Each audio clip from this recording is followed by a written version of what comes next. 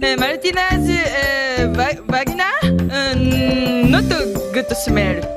Yes, so ちょっと sick. I never try vagina smell. No, never. Martina, vagina wash. More wash, okay? Are you actually talking about the fat around my eyes? Because you literally look like a Chinese man. Do I? A very, very overweight Chinese man. Oh, okay.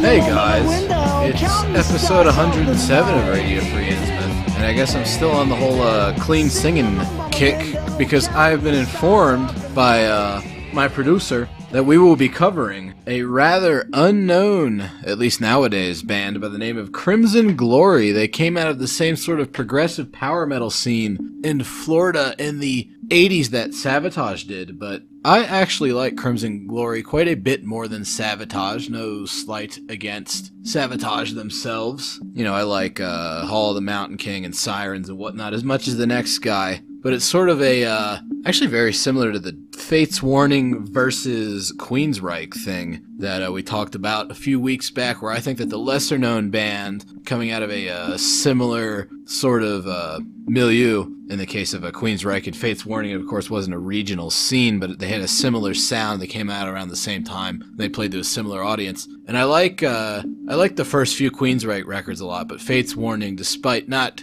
quite getting the same amount of credit, were overall a much better band. I would say much the same for Crimson Glory, although I still do enjoy Savatage, as I mentioned earlier. Crimson Glory and me go way back. I used to write for this old website called Global Domination that was run by Kenta Phillips and Lord K of God Among Insects and Project Hate and Leukemia fame. And there was a section on there called Class 666. Hail Satan! Hey, you see what they did there? Like, that was pretty smart. Somebody put a Crimson Glory album in there once, reviewed it, and I was like, oh, this sounds interesting. And I listened to it, and I'm like, oh, this is fucking dank. So, you know, when I get a little more money in my pocket, I go down to a local record store and get a copy of a box set of all of the Crimson Glory discography that was actually put out by Metal Mind Records, who are sort of shady from what I've read, but they reissued some good stuff. And this was one of the very good reissues because it has a nice big booklet with lots of information about the band, and then it has all of their albums that they put out back on, were they on Roadrunner? Damn, that would have been a pretty wacky band. You know, I get they had like King Diamond and whatnot. They were a bit of a trad metal staple before they turned into a death metal label. So I'm walking out of the store, I'm unwrapping the plastic off of this box set when I think it was Reed from Speedwolf walks up, and he's like, oh, you got your nerd metal box set there? And I said something along the lines of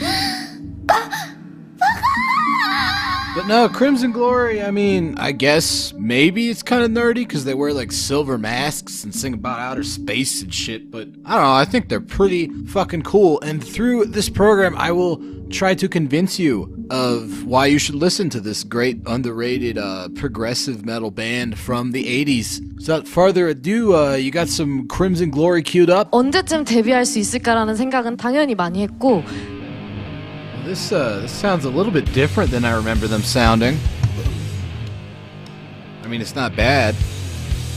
I guess I just have a bad memory for this sort of thing, but I don't remember them playing some kind of doomy Celtic Frost influenced black thrash, Swedish death metal-y type stuff. What the hell is... Let me see that fucking album. God damn it, this is Crimson Relic. 우리 트와이스 멤버들 다 같이 여행 온 거죠. It happens to the best of us. Okay, what's this one you're handing me now? See, this has got to be Crimson Glory. Look at that fantasy-influenced artwork. Well, it's certainly more progressive and technical. So I guess, in a way, it's closer, but it's also substantially farther away. I recognize this. It's a very good album, but it's The Luster of Pandemonium by Crimson Massacre, not Crimson Glory. Oh, Jesus Christ, I'm looking at this pile.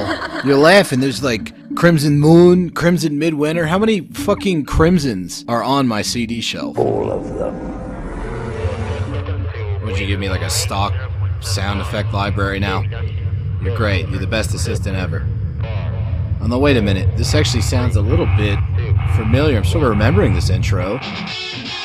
That sounds like the right kind of guitar tone. Certainly power metal-y. Very 80s sounding. Yep. Okay, yeah, no, that's Midnight on vocals. This is actual Crimson Glory, everybody. That is what they sound like. And that is what we are going to be talking about today. Their first album came out in 1985, so a year before Master of Puppets, if you want to go way back in the chronology. And it had some very interesting, very technical, very almost sterile and synthetic sounding, but in a cool 80s way, not a stupid modern music way. It's really solid power metal with a very unique sound to it. Cosmic sounding. They wore these kind of weird silver masks. Eventually they pared them down to more like little Domino Phantom of the Opera things because they were hard to tour with, play live in. But the guitar playing on this album is excellent. He uses a lot of little bar chords in the middle of riffs like that. And then a lot of just pretty heavy palm muted melodic figures like that. And of course Midnight on vocals, so named because he had problems showing up to rehearsals. Let's see what happens a little bit later in the song, huh? Hail Satan! Hail Satan! Satan is his father!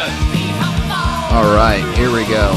Now we have keyboards in the background, still a fairly new innovation in metal at the time. Remember, this is a year before the really heavy keyboard usage on the second Queensryche album. So certainly ahead of the time. And then really awesome layered vocals here. It's all one guy just overdubbing himself. There's a lot of cool counterpoint things like that. And all the instruments are absolutely just pristine and clear sounding. So it's 80s, but it's also kind of timeless in just how spacey and weird it sounds. There's another component to their sound besides that very neoclassical power metal, where it gets kind of almost, I don't know, Twisted Sister sounding, but in a more neoclassical vein. Very like stomp along. The vocals get sleazier. And then he overdubs himself like he's having a conversation with himself. Apparently Midnight was a little bit wacky, not as crazy as John Cyrus from Agent Steel, but he's still a bit out there. Great lyricist though. There we go. This is just total fucking hair metal as interpreted by weird metallic space aliens.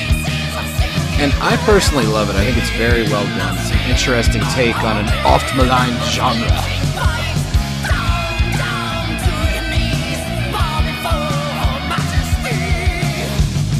Ugh.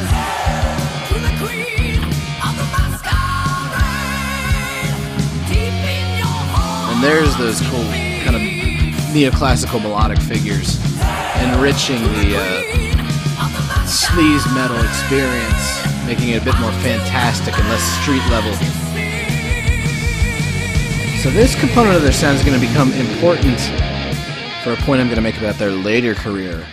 But on their second album, they actually started using V-drum kit, so electronic pads set up like a drum set and played by like a drummer.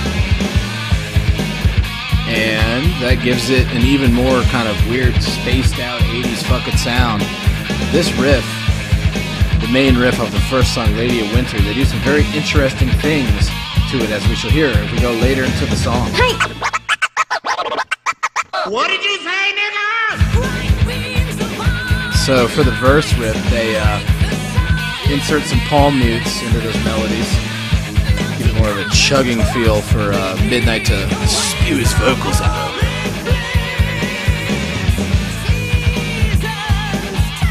Check out this part coming up.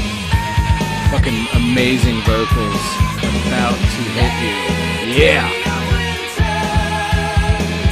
So a great chorus right here. These very floaty guitar chords. And And then here's where we get that main riff being fucked around with. It's taken that main song riff and just sort of like twisted around and completely alien abducted it to go with the concept. Actually, that's more of an Agent Steel thing than a Crimson Glory thing. They weren't big into aliens, they were just big into space. And then these solos are just so bizarre.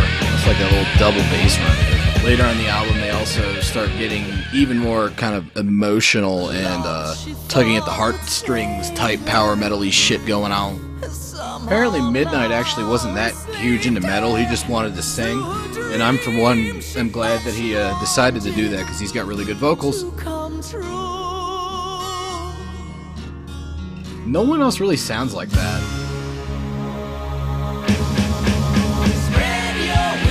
Yeah. I mean, maybe Jeff Tate from Queensryche, but I think Midnight's doing something a little bit different than that. He just has a very unique voice. And it's molded perfectly with these very emotional guitars. And one of the only good examples of a dated 80s snare drum sound working in metal. If you want to hear how it usually turns out, listen to that second Death album, Yikes. One of the worst drum sounds ever. Not this though, this works really well with the type of music that they're playing. Little fade out there. Very cool acoustic stuff going on in this album, surprisingly enough. And speaking of cool acoustics, now we get to a very controversial opinion I have. I actually enjoy the third Crimson Glory album. Came out in 1991. So, a little bit after the 1-2 punch of the self-titled and Transcendence. Major lineup change. Ben Jackson, the rhythm guitarist, left, so did Dana Burnell, the drummer. So now we have Rocky Jacotia. That's a cool name, on drums. But you still got Jeff Lords and John Renning hanging out with Midnight.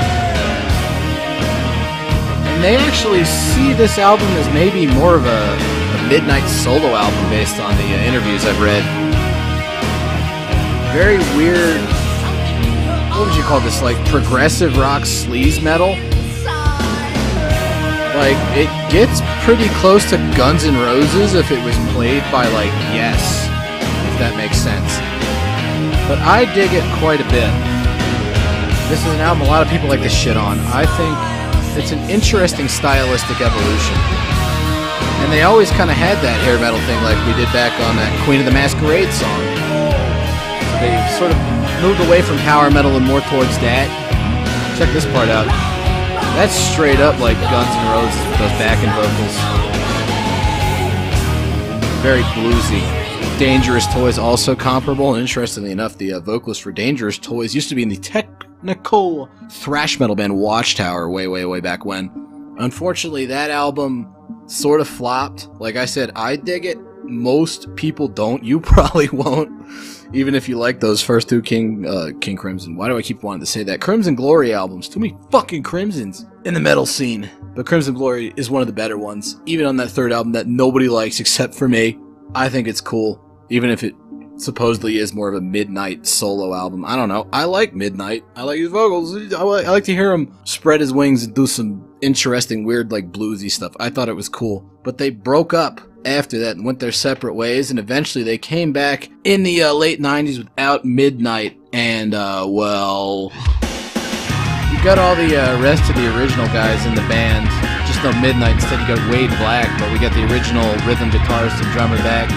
And this sounds kind of cool. It's sort of progressive and weird, but that really loud bass is ominous in the context of the late 90s. I'm thinking this might get a bit new metal-y. Oh god. Oh no. Oh no, it turned into Rob Zombie. Jesus, what is this? I don't know. And I feel a little hypocritical for not liking this album, given that I enjoyed Strange and Beautiful, but this one's more just like Strange and ugh. I don't know, the mainstream 90s metal was really bad, and I feel like they were trying to get in on that. Agent Steel did something similar, and I also didn't like it when they did that.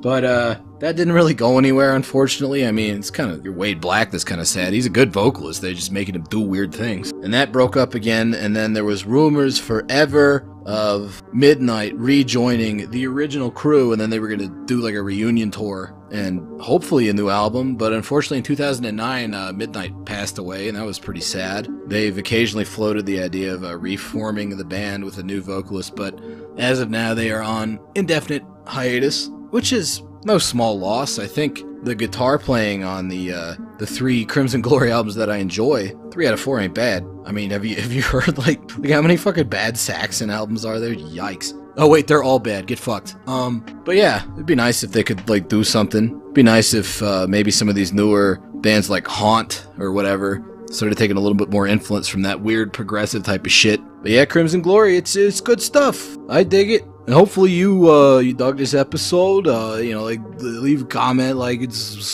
subscribe or something. I don't fucking know. And I'll see you around. Thought you were gonna say to murder Hitler. I would not. People always fucking want to murder Hitler with their time machine, right?